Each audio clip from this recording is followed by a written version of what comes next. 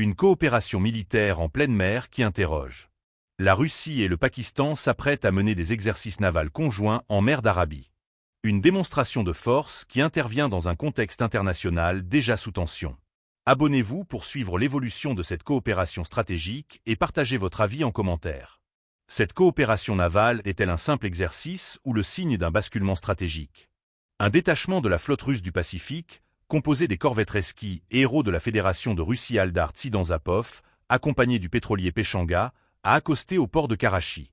Lors de cette escale, les représentants des marines des deux pays ont tenu une série de réunions officielles et de conférences pour finaliser les détails des manœuvres. L'exercice, baptisé PASEX, se tiendra en mer d'Arabie et inclura des manœuvres tactiques, des exercices de communication et l'utilisation d'hélicoptères embarqués. L'objectif affiché, renforcer l'interopérabilité entre les marines russes et pakistanaises. Une collaboration qui s'inscrit dans une dynamique plus large d'expansion des partenariats militaires de Moscou en Asie. Au-delà des exercices, cette visite a aussi été marquée par des échanges symboliques entre officiers.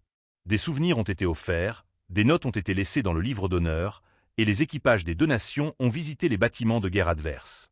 Un geste qui traduit une volonté d'apaisement et de rapprochement entre ces deux puissances navales. Mais cette coopération suscite des questions.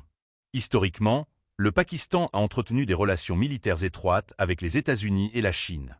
Ce rapprochement avec la Russie marque-t-il un rééquilibrage stratégique? Dans un contexte où l'Inde, principal rival du Pakistan, est l'un des partenaires clés de Moscou en matière de défense, cette alliance temporaire entre Islamabad et le Kremlin intrigue.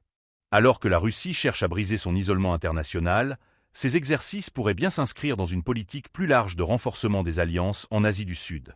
Un message adressé à l'Occident, mais aussi à ses partenaires traditionnels.